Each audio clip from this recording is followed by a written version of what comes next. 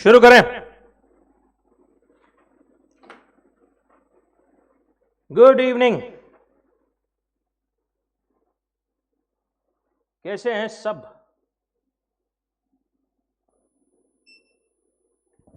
Online guys quickly confirm करेंगे आवाज, screen, everything is fine.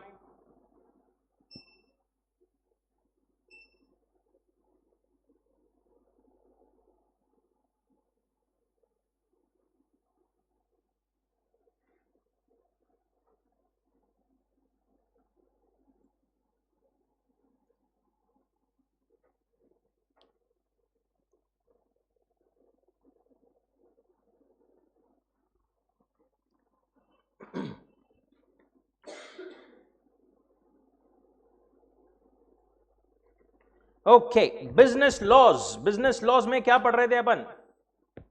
Companies act,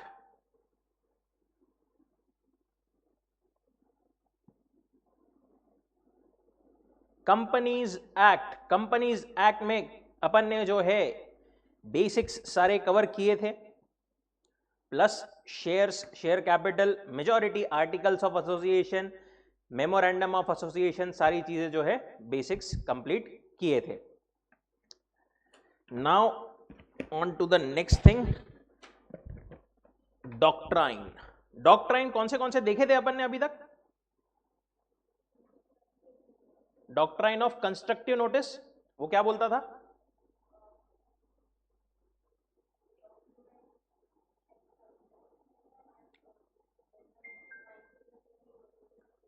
it is assumed कि आपने document जो पब्लिक डोमेन में है वो आपने देखे हैं, आपको पता है, ऐसा मान लिया जाता है, right? That was constructive notice. दूसरा डॉक्ट्राइन कौन सा देखा था अपन ने? डॉक्ट्राइन ऑफ अल्ट्रा वायर्स, वो क्या बोलता था?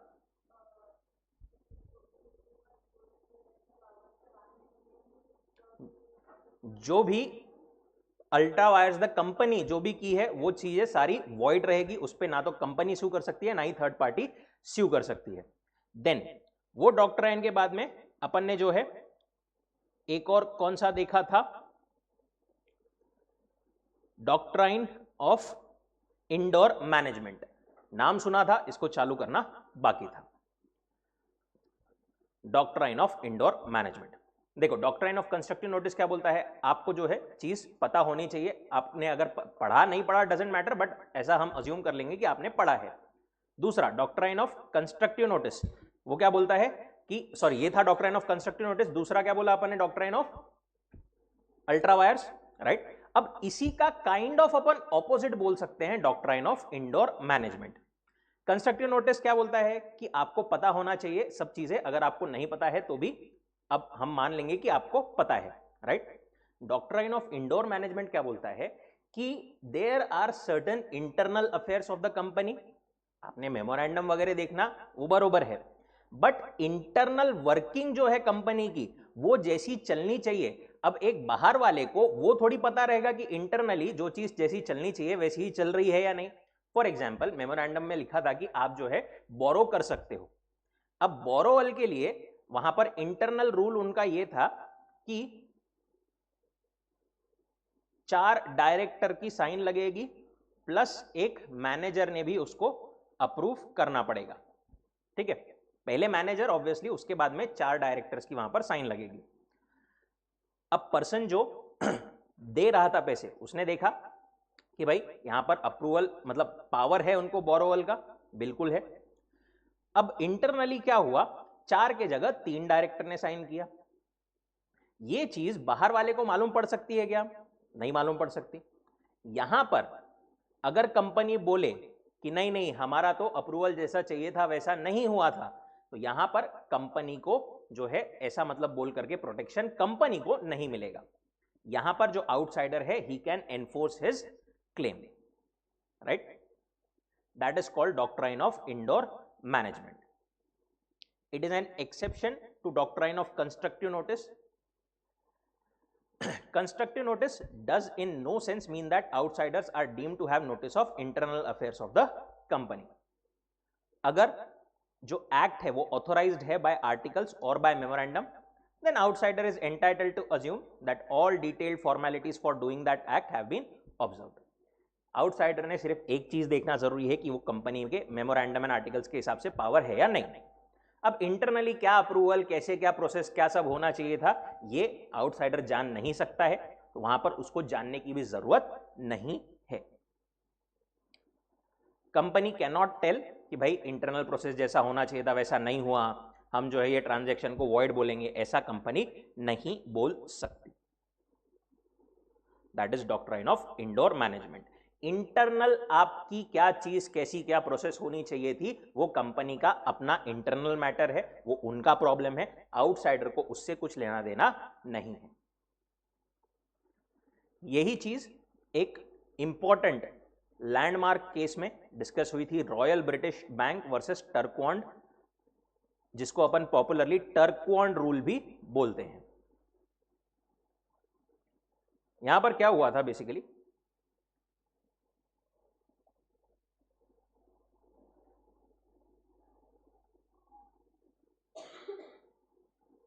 एक थी बैंक, एक थी कंपनी। बैंक का नाम था रॉयल ब्रिटिश बैंक, कंपनी का नाम बहुत लंबा था, Camerons Coalbrook steam coal Swansea Lougher for railway company. ठीक है, बैंक ने क्या किया, कंपनी को लोन दिया। अब लोन दिया तो कंपनी ने क्या दिया इसके अगेंस्ट, एक बॉन्ड दिया था। कितने का बॉन्ड था वो, अराउंड 2000 पाउंड्स। एक्चुअली वहां पे जो वर्ड है वो ड्राइंग्स है कि कंपनी ने ओवरड्राफ्ट काइंड ऑफ ड्राइंग्स वगैरह की थी ज्यादा, बट ऐसा समझो कि बैंक ने लोन दिया था कंपनी को।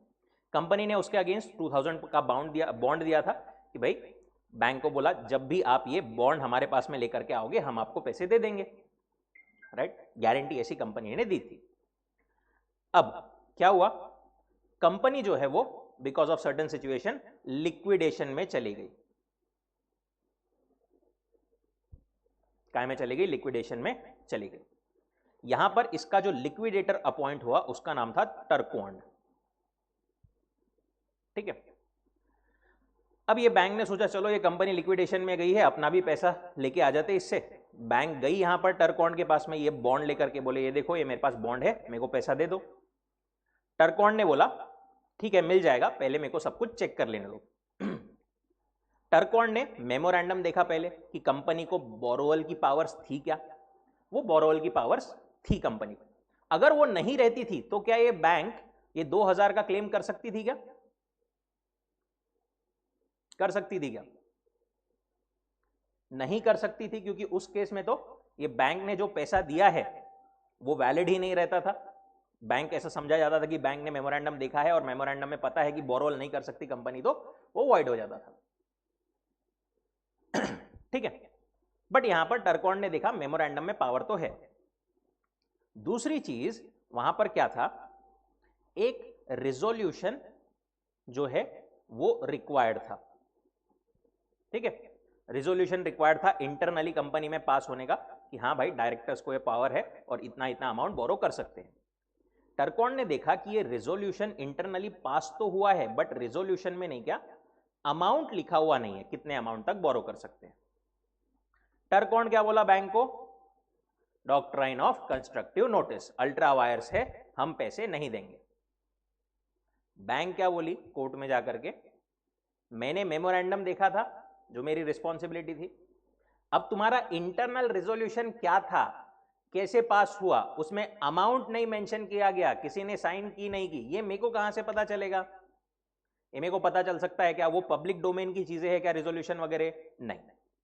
तो वहां पर मेरे को कोई चीज वो मालूम नहीं पड़ सकती, मैंने जो देखना था वो मैंने देखा बरोबर और इसलिए तुमको मेरे को पैसे देना पड़ेगा। कोर्ट ने भी बैंक को सही ठहराते हुए बोला कि हाँ बैंक की बात बरोबर है, कंपनी ने दैट इज टर्कवॉन्ड ने बैंक को पैसे देना पड़ेगा। The company had given a bond drawing on its current account under the company's seal signed by two directors secretary. When the company was sued, it was alleged that directors only had the power to borrow up to an amount authorized by resolution. Resolution had been passed but not specifying how much. It was held Royal British Bank could enforce the terms. Bank could not be deemed to know which ordinary resolution passed because these were not registrable. जो चीजें public domain में रहती है, जो register होती है बाहर वालों के साथ, मतलब जो बाहर वालों को अवेलेबल रहती है, रजिस्ट्रार के साथ में रजिस्टर होती है, सिर्फ वो ही देखने की रिस्पॉन्सिबिलिटी एक पर्सन की रहती है, आउटसाइडर की। There is no requirement to look into the company's internal working.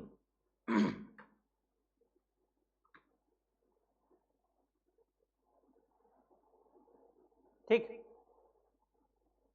Now doctrine तो अच्छा है, रूल तो अच्छा है, प्रोटेक्ट करता है आउटसाइडर को, बट ये डॉक्ट्राइन के नहीं, क्या कुछ एक्सेप्शंस है। हर एक केस में इसमें आउटसाइडर को प्रोटेक्शन नहीं मिलेगा। कौन से केसेस है, कौन से एक्सेप्शन है, दिए है अपने को। Exceptions to doctrine of indoor management. It is important to persons dealing with the company. They are entitled to assume that the acts of the directors and other officers are validly performed. So long as the act is valid, they are entitled to assume that it has been done in the manner required. वापस से एक short में उन्होंने indoor management के बारे में बताया है कि जो इंटरनल वर्किंग है वो बाहर वाले को वैसे तो देखने की जरूरत नहीं है, वो एंटाइटल्ड है अज्यूम करने के लिए जो इंटरनल चीजें जैसी होनी चाहिए थी वैसी ही हुई है।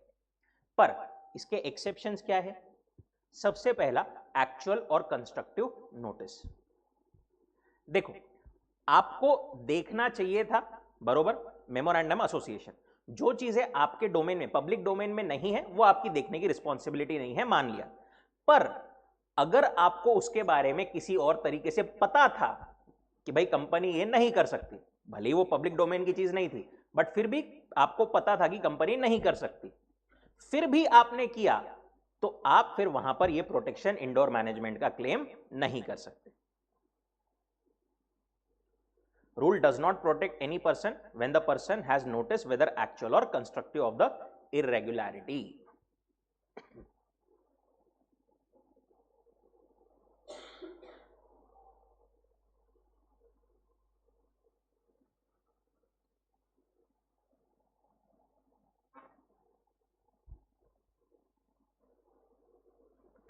फॉर एग्जाम्पल, ए ने कंपनी को पैसे देना था, नहीं तो जान दो, केस लॉ के थ्रू ही देखते हैं अपन। Howard versus patent ivory manufacturing company. यहां पर क्या हुआ था, डायरेक्टर ने खुद को अलॉटमेंट कर लिया था, खुद को अलॉटमेंट कर लिया था काय का? डिबेंचर्स का। डिबेंचर्स मतलब पता है? डिबेंचर्स मतलब बेसिकली डेट जो है, खुद को अलॉटमेंट कर लिया था, दैट इज डायरेक्टर ने काइंड ऑफ पैसे दे दिए थे कंपनी को, ठीक है। अब यहां पर, वहां पर क्या लिखा हुआ था कि डायरेक्टर को या बेसिकली किसी भी पर्सन को कंपनी के पास में जो पावर है ना, वो कोई भी पर्सन मैक्सिमम 1000 तक का अमाउंट दे सकता है कंपनी को। दैट इज टू से कंपनी को 1000 तक की ही बोरो करने की पावर है, ठीक है। अगर उसके ऊपर का चाहिए आपको, तो वहां पर सारे डायरेक्टर्स का आपको जो है अप्रूवल लगेगा। बट ये डायरेक्टर ने क्या किया, खुद को अलॉट कर लिया डिबेंचर्स 3500 के, राइट। दैट इज 3500 की डेट दे दी कंपनी को। अब बाद में जब पैसे वापस लेने की बात आई ना, तो वहां पर क्या डिसाइड हुआ कि बाकी सारे जो डायरेक्टर्स थे ना, वो बोले हम पैसा नहीं देंगे तेरे को, ठीक है। डायरेक्टर ये वाला गया कोर्ट में, बोले इंडोर मैनेजमेंट, इंडोर मैनेजमेंट ये इंटरनल रूल था, इंटरनली ही डिसाइड होना चाहिए था, और मतलब मैं कैसे जान सकता हूं इंटरनली की डायरेक्टर्स की मीटिंग होनी चाहिए थी, ये सब। कोर्ट ने क्या बोला उसको, अरे पागल, तू ही तो डायरेक्टर है, ये चीज तेको पता होनी चाहिए थी, तेको पता थी, फिर भी तूने जबरदस्ती खुद को ज्यादा का अमाउंट एलोकेट कर लिया। अब तू जबरदस्ती इंडोर मैनेजमेंट क्लेम नहीं कर सकता। तेको पता था कि 1000 से ज्यादा नहीं कर सकते, फिर भी तूने किया, अब तू सिर्फ रूल का फायदा उठाकर ऐसा क्लेम नहीं कर सकता।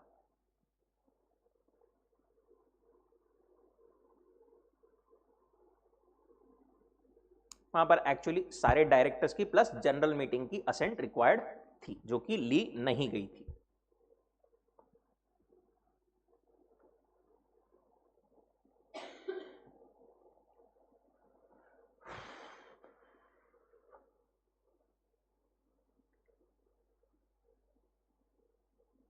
वैसा ही मॉरिस वर्सेस कांसिन में भी हुआ था। ए बी सी 3 लोग थे। मीटिंग में किसी भी पर्सन को शेयर अलॉट करने के लिए तीनों का अप्रूवल जरूरी था, बट यहां पर क्या हुआ, सिर्फ सी को बिना बताए ए और बी ने आपस में मिलकर के अलॉटमेंट कर लिया। ठीक है, यहां पर बाद में जो है सी ने बोला ऐसा कैसा कर लिया तुमने, तो यहां पर इन्होंने क्या बोला, इंडोर मैनेजमेंट, राइट। इंटरनली कैसे क्या सब डायरेक्टर्स होना चाहिए था हमको नहीं मालूम। अगेन कोर्ट ने वही बोला कि डायरेक्टर्स तुम ही तो हो, राइट, तुमको ये चीज पता होनी चाहिए थी और इसीलिए तुमने जो अलॉटमेंट किया है आपस में वो वैलिड नहीं है। एकदम अपन बहुत ज्यादा डिटेल स्पेसिफिक्स में नहीं जा रहे हैं केस में, बट ऐसा उसका पूरा सारांश था। दूसरा, सस्पिशियन ऑफ इरेगुलरिटी। अगर कुछ सर्कमस्टांसेस ऐसे हैं जहां पर आपको ऐसा लग रहा है दाल में कुछ तो भी काला है, मतलब देयर इज समथिंग इरेगुलर, ये बरोबर नहीं है, ऐसा अगर सर्कमस्टांसेस से दिख रहा है, तो एक नॉर्मल ऑर्डिनरी मैन की क्या ड्यूटी रहेगी कि वो थोड़ी सी इंक्वायरी करे, प्रॉपरली डिलिजेंटली पूछे करे, उसके बाद में वो ट्रांजैक्शन करे। अगर उसने बिना कोई ऐसा कुछ पूछे ट्रांजैक्शन कर लिया तो वहां पर उसको इंडोर मैनेजमेंट का प्रोटेक्शन नहीं मिलेगा। जैसे ए ने क्या किया, एक कंपनी के अकाउंटेंट से कंपनी की एक प्रॉपर्टी खरीद लिया। अब आइडियली एक कंपनी के जूनियर अकाउंटेंट को प्रॉपर्टी बेचने का राइट रहना चाहिए क्या? किसके पास में नॉर्मली राइट रहना चाहिए कंपनी की प्रॉपर्टी बेचने का? डायरेक्टर्स के पास में। बट यहां पर इसने अकाउंटेंट ने बोला कि मेरे पास राइट है और मैं बेच दे रहा हूं तेको, तू खरीद ले। अब आइडियली ए ने क्या करना चाहिए था, इंक्वायरी करना चाहिए था सही में उसके पास में पावर है या नहीं, पावर ऑफ अटॉर्नी उसको दी गई है क्या, वो उसने कुछ इंक्वायरी किया नहीं। बाद में पता चला अकाउंटेंट को कोई पावर ही नहीं थी बेचने की। अब यहां पर ए क्या बोला, doctrine of indoor management, internally क्या होना चाहिए था वो तुम्हारा मैटर मेरे को नहीं मालूम। बट कोर्ट ने क्या बोला, यहां पर सर्कमस्टांसेस ऐसे थे कि तूने पूछना तो भी चाहिए था सामने वाले को कि भाई सही में उसको पावर है या नहीं, तूने इंक्वायरी करना चाहिए था, कंपनी के डायरेक्टर्स को पूछना चाहिए था। तो ऐसे ही किसी से भी कुछ भी कर लेगा क्या ट्रांजैक्शन, तेरा वो गलत है, बिना इंक्वायरी किए किया हुआ, वहां पर तेको इंडोर मैनेजमेंट का प्रोटेक्शन नहीं मिलेगा। Doctrine in no way regards those who behave negligently where the person dealing is put upon inquiry. For example, transaction is unusual or not in the ordinary course. It is the duty of outsider to make the necessary inquiry. Basically, careful, open mind से अगर कहीं पर suspicion है तो वहां पर situation के हिसाब से इंक्वायरी वगैरह करके उसने ट्रांजैक्शन एंटर करना चाहिए। Circumstances surrounding the contract are suspicious and therefore invite the inquiry. Anand Behari Lal versus Dinshaw, ये जो है केस लॉ था, where plaintiff accepted transfer of company's property from accountant, the transfer was held void. Plaintiff could not have supposed in the absence of power of attorney that the accountant had authority to effect the transfer. ऐसा एक और case law था, Houghton and company versus Nothard Lowe and Wills. यहां पर क्या हुआ था, mister A ये डायरेक्टर थे एक्स लिमिटेड में भी और वाई लिमिटेड में भी, ठीक है। अब वाई लिमिटेड का नहीं क्या, एक बेसिकली वेंडर था मिस्टर पी, इसको वाई लिमिटेड ने पेमेंट करना था, ठीक है। अब वाई लिमिटेड कंपनी में नहीं गया, थोड़ी सी कैश की दिक्कत थी, कैश क्रंच था, तो ये मिस्टर ए ने क्या किया, वाई के जगह एक्स लिमिटेड से उसको पेमेंट करवा दिया। पी ने वो पेमेंट एक्सेप्ट भी कर लिया। क्या यहां पर पी ने सही किया है? क्या करना चाहिए था पी ने? उसने एटलीस्ट इंक्वायरी करनी चाहिए थी कि मैंने तो, मेरा वेंडर, हमारा डीलिंग वाई के साथ में है, मेरे को एक्स से पेमेंट कैसे आ रहा है, ये सब पूछना चाहिए था, जो कि उसने नहीं पूछा। तो यहां पर इसको जो है बाद में कोई इंडोर मैनेजमेंट का प्रोटेक्शन नहीं मिलेगा, क्योंकि अगर यहां पर अलाउ कर दिया तो यहां पर तो फिर ऐसे कोई भी डायरेक्टर अपने मर्जी से कुछ भी करेगा। Where a person holding directorship in two companies agree to apply money of one in the debt of other. Court said it was something so unusual that plaintiff were put upon inquiry to ascertain whether the person had authority in fact to make it. Any other rule would place limited companies without any sufficient reason for doing so at the mercy of servant or agent who should purport to contract on their behalf. And third is forgery. Forgery के case में भी indoor management apply नहीं होता। Indoor management applies only to irregularities which might otherwise affect a transaction, but it cannot apply to forgery which must be regarded as nullity. देखो क्या होता है, एक केस लॉ जो अपने को दिया हुआ है, वहां पर क्या हुआ था, रूबेन वर्सेस ग्रेट फिंगल कंसोलिडेटेड। यहां पर मिस्टर ए ने कुछ तो भी अपना शेयर सर्टिफिकेट ट्रांसफर करवाना था किसी दूसरे को, बी को फॉर एग्जांपल। अब पहले प्रोसेस ऐसा था कि वहां पर प्रॉपर कंपनी में जाकर कंपनी सेक्रेटरी की साइन वगैरह, डायरेक्टर की साइन सब कुछ लगती थी। कंपनी का एक सेक्रेटरी था, कंपनी सेक्रेटरी, उसने क्या किया, ये ट्रांसफर पर नहीं किया, खुद की साइन भी किया और दो डायरेक्टर्स की साइन भी खुद ने ही झूठी साइन मार दिया, फोर्ज्ड सिग्नेचर उसने कर दिया। अब यहां पर कोर्ट ने क्या बोला, ये फोर्जरी सिग्नेचर है तो ये ट्रांसफर वैलिड नहीं है। अब ए और बी क्या बोले, बोले इंडोर मैनेजमेंट, इंटरनली उनका क्या मैटर हुआ ये हमको कैसे पता चलेगा। कोर्ट ने उनको क्या बोला, बरोबर है, तुम्हारी बात बिल्कुल बरोबर है कि तुमको नहीं पता चलेगा कि इंटरनली उसने गलत मारा है, बट उसने गलत मारा है, तुमको पता नहीं है, सब बरोबर है, बट इसके वजह से हम गलत चीज को सही कैसे बोल सकते हैं, राइट। फोर्ज, वो डॉक्यूमेंट जो है वो फोर्ज्ड है, गलत सिग्नेचर है। अब वो फोर्ज्ड है तो हम उसको फिर वैलिड कैसे मान ले, नहीं मान सकते। यहां पर हम आपको प्रोटेक्शन नहीं दे पाएंगे। अब बाद में दूसरा डैमेजेस वगैरह जो क्लेम करना है वो कर लो, बट हम इसको तो सही नहीं मान सकते।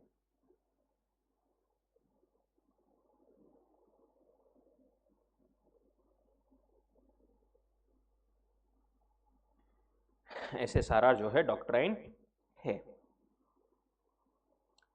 चलो लास्ट पार्ट पे चलते हैं, mode of registration incorporation of the company.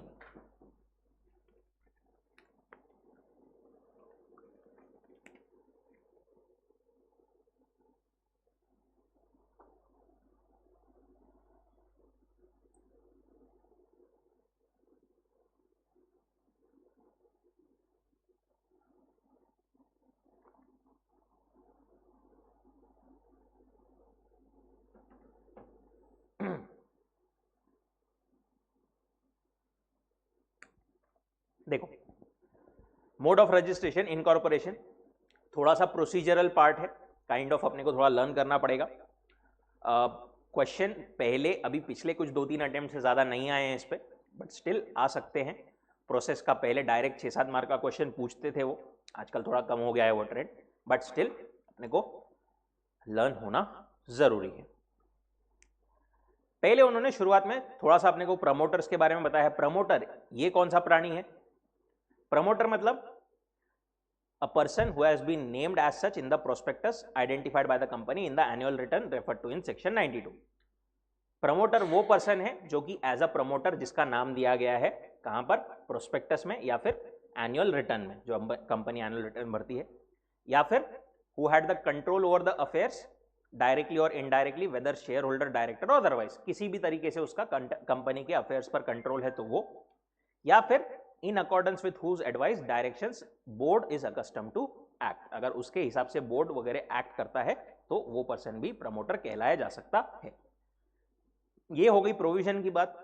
Simple terms में डायरेक्ट प्रमोटर मतलब कौन, एक कंपनी ऑब्वियसली खुद से तो नहीं बनती, शुरुआत में कोई ना कोई तो होगा जो आइडिया बनाता है पूरा, कंपनी रजिस्टर करवाता है, राइट?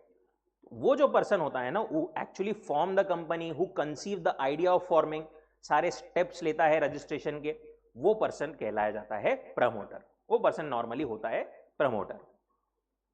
अब यहां पर देखो, जो पर्सन प्रोफेशनल कैपेसिटी में काम कर रहा है ना, जैसे सॉलिसिटर, बैंकर, अकाउंटेंट, उनको अपन प्रमोटर नहीं बोलते।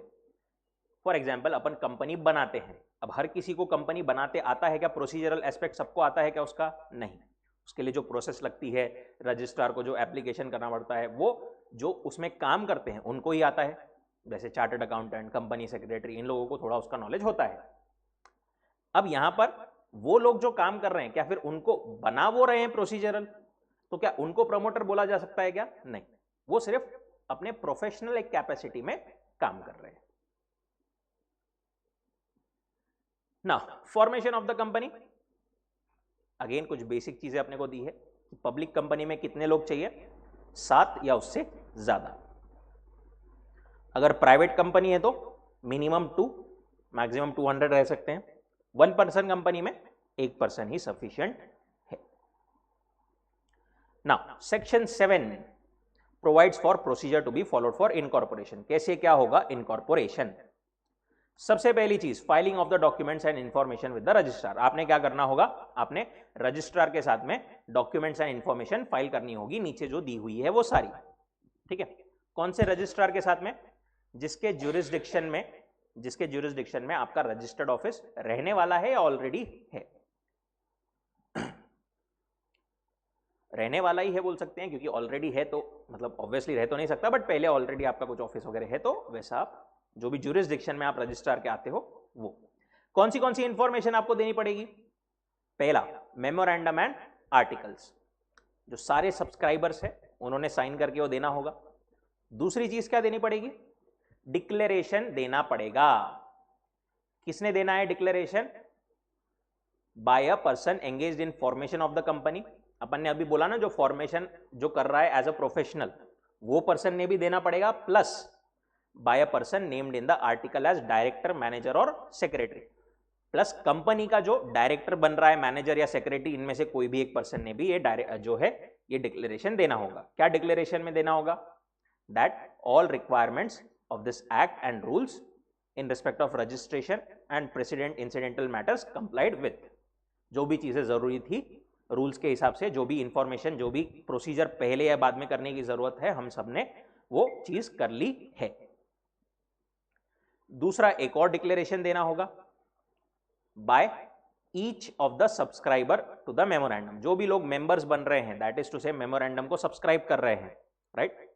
एंड जो कि पर्सन फर्स्ट डायरेक्टर बन रहा है एट दैट टाइम, उन्होंने क्या करना पड़ेगा? एक डिक्लेरेशन देना पड़ेगा। क्या लिखना पड़ेगा?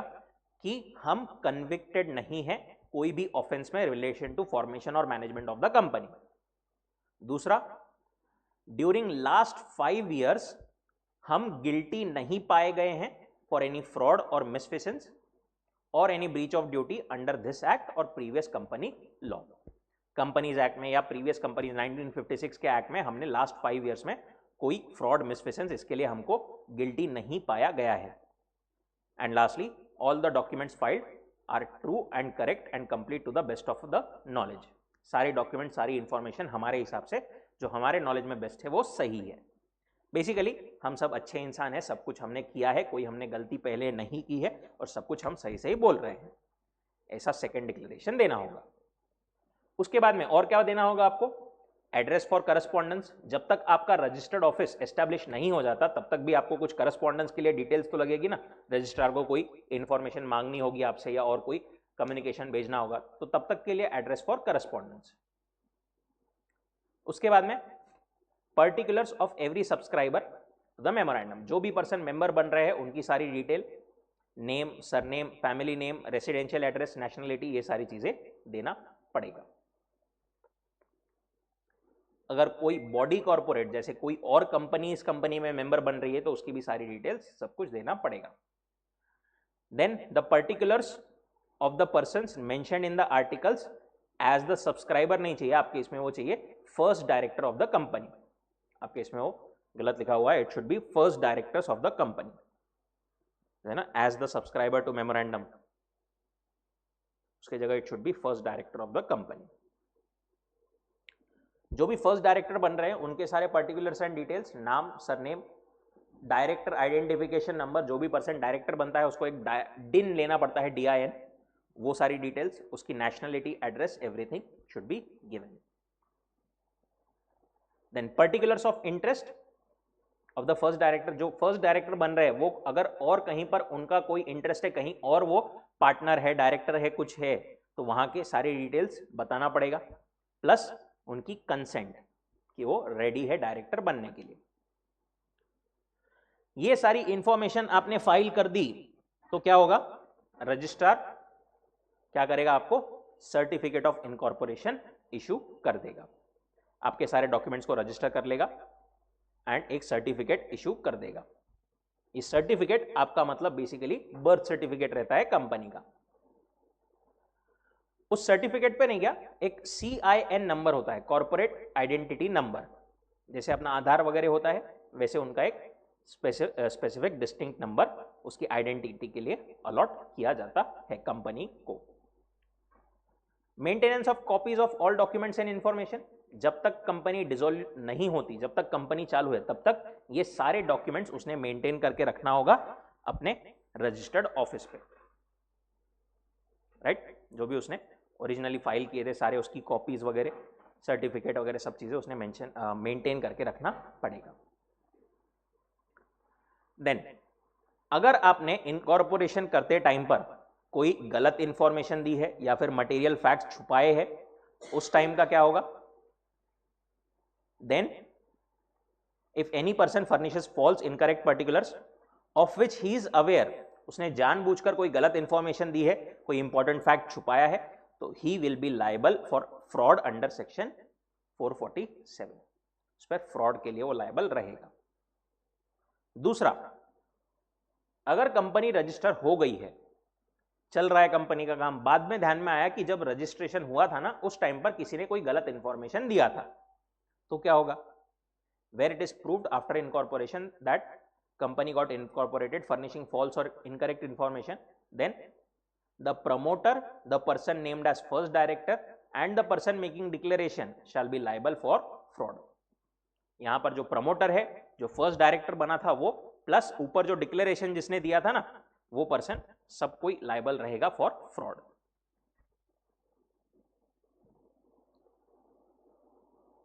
अब कंपनी बनने के बाद में ऐसा ध्यान में आया तो फ्रॉड के लिए तो लायबल रहेंगे, प्लस उसके बाद में अब कंपनी का फिर क्या किया जाए, उसके लिए नहीं, क्या एक ट्रिब्यूनल जो एक अथॉरिटी होती है वो ऑर्डर पास कर सकती है। क्या ऑर्डर दे सकती है वो, ट्रिब्यूनल में on an application made to it being satisfied the situation warrants pass such orders for regulation of the management including changes in memorandum articles in public interest members and creditors। जो उसको लगता है कि अभी best है for public का पैसा लगा हुआ है कंपनी में, राइट, जो बेस्ट है पब्लिक के लिए, मेंबर्स के लिए, क्रेडिटर्स के लिए, अकॉर्डिंगली वो कुछ भी ऑर्डर पास कर सकती है। मेमोरेंडम में चेंज कर दो, आपके ऑब्जेक्ट बदल लो, आर्टिकल्स में चेंज कर दो, राइट। प्लस और क्या ऑर्डर दे सकती है वो, कि हर मेंबर की लायबिलिटी अनलिमिटेड रहेगी। वैसे क्या रहती है, limited up to the share value, share की अमाउंट तक, अनपेड वैल्यू के, बट वो बोल सकता है आपने फ्रॉड करके किया था ना इनकॉर्पोरेट, आपको अब लायबिलिटी अनलिमिटेड रहेगी। हो सकता है वो रजिस्ट्रार को बोले कि इसका नाम ही निकाल दो रजिस्टर से कंपनी का। ऑर्डर दे सकती है कि कंपनी बंद करो, वाइंड अप कर दो, और such other orders as it may deem fit. But ये ऑर्डर देने के पहले दो चीजें जरूरी है, reasonable opportunity of being heard देना जरूरी है कंपनी को, एंड दूसरा जो भी कंपनी के ट्रांजैक्शंस एंटर किए गए हैं कंपनी द्वारा वो सब भी उसने कंसिडर करना चाहिए, उस हिसाब से प्रॉपरली ट्रिब्यूनल ने एक ऑर्डर देना चाहिए। Then simplified proforma for incorporating company electronically, SPICe, ये क्या है, एक बेसिकली फॉर्म का नाम है ये, स्पाइस एंड स्पाइस प्लस। ये क्या है, एक इलेक्ट्रॉनिक फॉर्म है जो कि इनकॉर्पोरेशन के लिए यूज किया जाता है। उनका बोलने का यहां पर बस पर्पस क्या है कि ministry of corporate affairs has taken various initiatives for ease of business.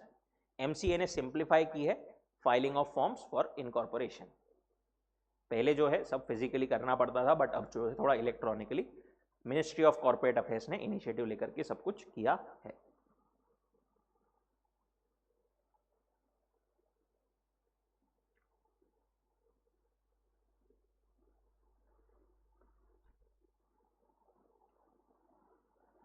Then effect of registration, एक बार रजिस्टर हो गई कंपनी, क्या हो जाएगा? It shall be a body corporate, right.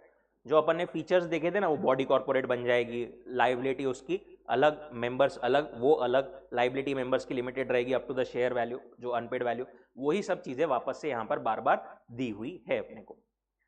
Company shall be capable of exercising all the functions of an incorporate company, perpetual succession आ जाएगा उसके पास, खुद के नाम में वो प्रॉपर्टी होल्ड कर सकती है, स्यू कर सकती है वो दूसरे को, कंपनी को स्यू किया जा सकता है।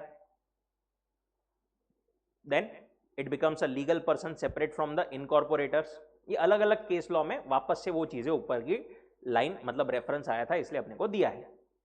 शेयर होल्डर जो शेयर्स बाय करता है does not by any interest in the property, but in certain cases a writ petition will be maintainable. देखो ये पॉइंट क्या बोलता है कि वैसे तो शेयर होल्डर का कंपनी के प्रॉपर्टी में कोई हक नहीं होता, वो कंपनी की प्रॉपर्टी अपने हिसाब से यूज नहीं कर सकता, बट वो कभी कभी क्या कर सकता है, अगर उसको ध्यान में आया कि डायरेक्टर जो है वो गलत तरीके से कंपनी की एसेट्स वगैरह यूज कर रहे हैं, तो वो केस कर सकता है कि भाई डायरेक्टर्स को बोलो सही तरीके से कंपनी की प्रॉपर्टी यूज करेंगे, उतना उसका हक है। रिट पिटीशन मतलब केस, बेसिकली ऐसा समझो। इसके अलावा असेट्स पर वो कुछ अपना राइट नहीं जता सकता।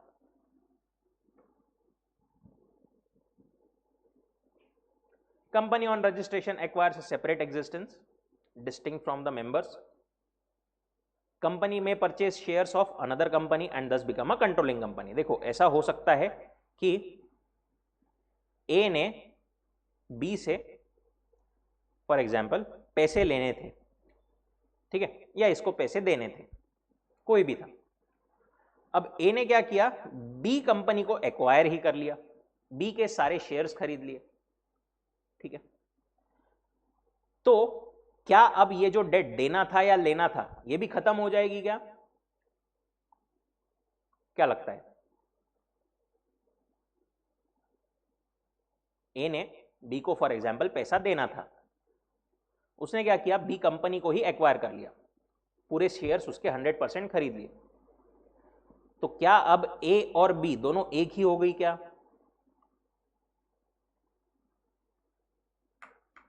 दोनों एक ही हो गई क्या? भले ही पूरे शेयर्स उसके एक कंपनी ने ले लिए, बट स्टिल इसकी अपनी आइडेंटिटी है और इसकी अपनी आइडेंटिटी है। ये जो डेट वगैरह ड्यू थी वो अभी भी वैसी ही रहेगी। यहाँ पे केस लॉ में एक्चुअली जो मेंबर्स थे, बाहर के आउटसाइडर्स थे, उन्होंने बोला था कि नहीं नहीं अब तो ये दोनों एक ही हो गई है, अब इनके बीच में कोई डेट है ही नहीं, राइट। तो वो कोर्ट ने बोला ऐसा नहीं, दोनों की अपनी अपनी आइडेंटिटी है और वो डेट उनके बीच में अभी भी रहेगी। Merely because company purchases all shares of another, it will not means of putting an end to the corporate character of another. Spencer and Company Limited versus Madras versus CWT Madras. Then Heavy Electrical Union versus State of Bihar. यहां पर एक और चीज क्या discuss हुई थी या decide हुई थी कि हो सकता है कि पूरा का पूरा शेयर कैपिटल सेंट्रल गवर्नमेंट ने डाला हो, गवर्नमेंट कंपनीज वगैरह में होता है, हो सकता है शेयर्स उसके प्रेसिडेंट ऑफ इंडिया के नाम में हो, राइट। अब शेयर जो है किसके नाम में होल्ड करेंगे, हो सकता है गवर्नमेंट कंपनी के प्रेसिडेंट जो है उसके नाम में शेयर्स, उनके नाम में शेयर्स हेल्ड हो, राइट। तो इसका मतलब क्या वो कंपनी डायरेक्टली गवर्नमेंट की या प्रेसिडेंट की एजेंट है क्या? नहीं, वो अलग पर्सन है, कंपनी अलग पर्सन है। It does not make any difference in the position registered company. It does not make the company agent of either president or the central government. And lastly, effect of memorandum and articles. क्या बोलते हैं, जैसे ही register हो जाती है ना company and memorandum and articles register हो जाते हैं, वैसे ही it shall bind the company and members thereof to the same extent as they have been signed by the company and each member. देखो पहले मेंबर्स ने सब्सक्राइब किया है memorandum को, साइन वगैरह की है, बरोबर, पर अभी तक उनके बीच में कोई अग्रीमेंट मतलब बाइंडिंग लीगल लॉ के नजरों में कोई ऐसा अग्रीमेंट नहीं है। पर जैसे ही रजिस्ट्रेशन हो गया वैसे कंपनी एक पर्सन बन गई और मेंबर्स एक पर्सन। अब जो उनके बीच में वो मेमोरेंडम वगैरह में जो भी लिखा है वो एनफोर्स किया जा सकता है एंड वहां पर दोनों का अपनी अपनी जैसी ड्यूटीज उन्होंने प्रॉमिस की है वैसी रहेगी। अगर कोई मेंबर ने बोला था मैं पैसे दूंगा कंपनी को, तो अब वो कंपनी उससे रिकवर कर सकती है। All moneys payable by any member shall be a debt due from him to the company. पहले तो कंपनी का एग्जिस्टेंस था ही नहीं, बट जैसे ही रजिस्ट्रेशन हुआ वैसे ही कंपनी एग्जिस्टेंस में आ जाएगी।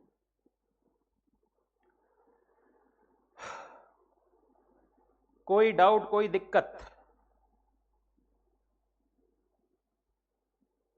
Online guys, everything fine till now?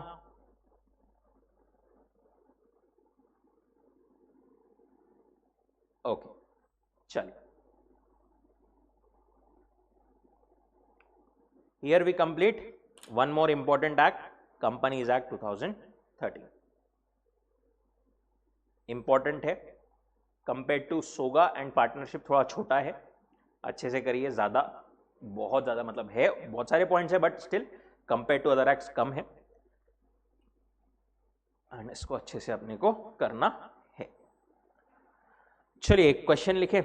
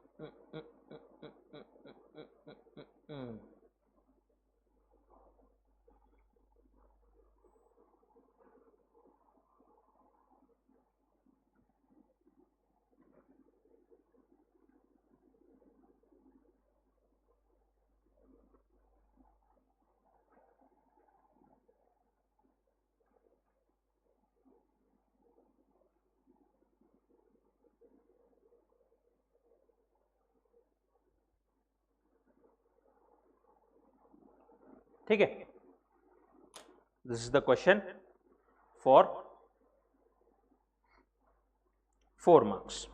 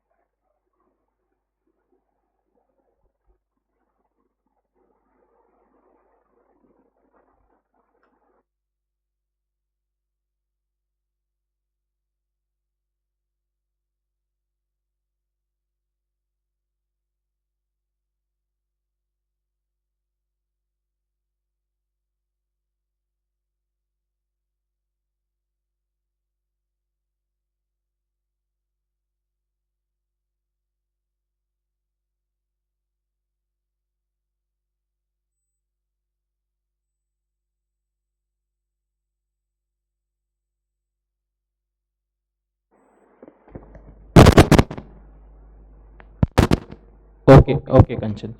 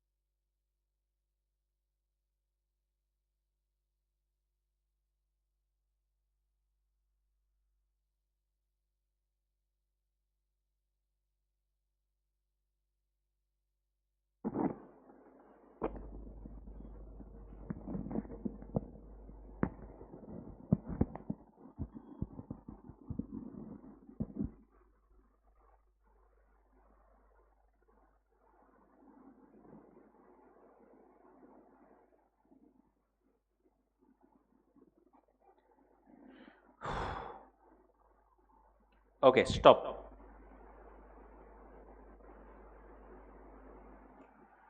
हुआ क्या सबका? एक वर्ड में क्विकली आंसर देंगे कि whether it is a small company or not.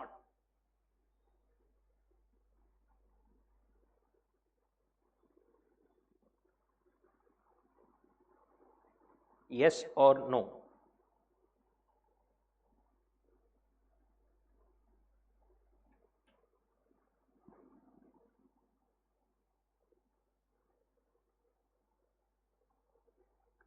बाकी लोग सब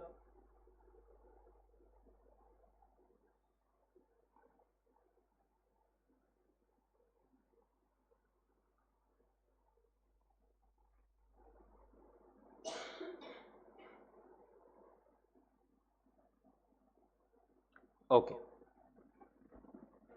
देखो क्या बोल रहे हो, ABC private limited registered company है with a paid up capital 35 lakh, turnover 2.5 crore. Whether can avail the status of small company as per the provisions also discuss small company. तो पहले अपने को यहां पर स्मॉल कंपनी की प्रोविजंस लिखनी पड़ेगी, स्मॉल कंपनी मतलब क्या है, उसके बाद में जो है वहां पर कंक्लूजन अकॉर्डिंग टू दैट देना पड़ेगा। स्मॉल कंपनी का मतलब क्या है, according to section 285 means company other than public company. ये कितने लोगों ने मिस किया ऑनेस्टली बताओ, अदर देन पब्लिक कंपनी किस किसने नहीं लिखा?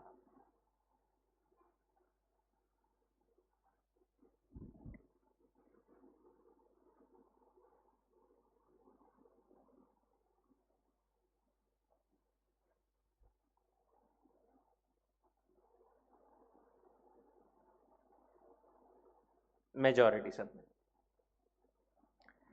स्मॉल पॉइंट है, छोटा सा पॉइंट है, but upon bar bar miss कर देते हैं। अपने को ध्यान में आते हैं सिर्फ दो ही point, turnover and paid up share capital, but यहां पर शुरुआत में ही अदर देन पब्लिक कंपनी आ जाता है वो। ठीक है, तो पहले दो अदर देन पब्लिक कंपनी, दूसरा paid up share capital does not exceed 4 crore or such higher amount prescribed more than not more than 10 crore. 4 crore अभी के लिए प्रिस्क्राइब्ड है, वो आगे चल करके गवर्नमेंट उसकी लिमिट बढ़ा सकती है, अप टू 10 करोड़ कर सकती है। अपने लिए क्या रिलेवेंट है, 4 करोड़। और turnover as per profit and loss account of the immediately preceding financial year does not exceed 40 crore, या फिर उसको हायर प्रिस्क्राइब किया जा सकता है, अप टू 100 करोड़ गवर्नमेंट कर सकती है। इसके फर्दर एक्सेप्शंस आपको ये भी लिखना जरूरी है। देखो स्मॉल कंपनी उन्होंने बोला है डिस्कस द स्मॉल कंपनी, तो सारी चीजें आपको लिखनी पड़ेगी उसमें, कंपनी का पहले सारी प्रोविजंस प्लस उसमें एक्सेप्शंस जो है, holding and subsidiary, company registered under section 8 and company, और body corporate govern by any special act, ये सब चीजें आपके आनी पड़ेगी आंसर में। Then in the instant case वो तो इजी है, 35 लाख एंड 2.5 करोड़ ही है उसका टर्नओवर, उस केस में it can definitely avail the status of small company as both the requirements have been fulfilled. ठीक है, अच्छा अगर इसका पेड अप शेयर कैपिटल रहता था 35 लाख और टर्नओवर रहता था 45 करोड़, तो क्या ये अवेल कर सकती थी क्या लिमिट या फिर स्टेटस स्मॉल कंपनी का?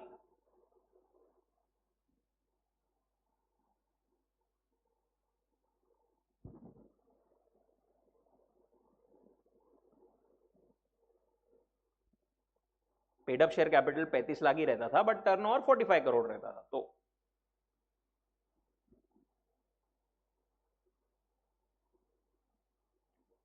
आंसर इज नो, राइट, क्योंकि सब कंडीशंस जो है वो फुलफिल होना जरूरी है, इट्स नॉट और, उस सारी कंडीशंस क्यूमुलेटिव है, सारी कंडीशंस फुलफिल होना जरूरी है। ठीक है, सारे क्वेश्चंस कंपनीज एक्ट के देखिए एक बार अच्छे से करिए।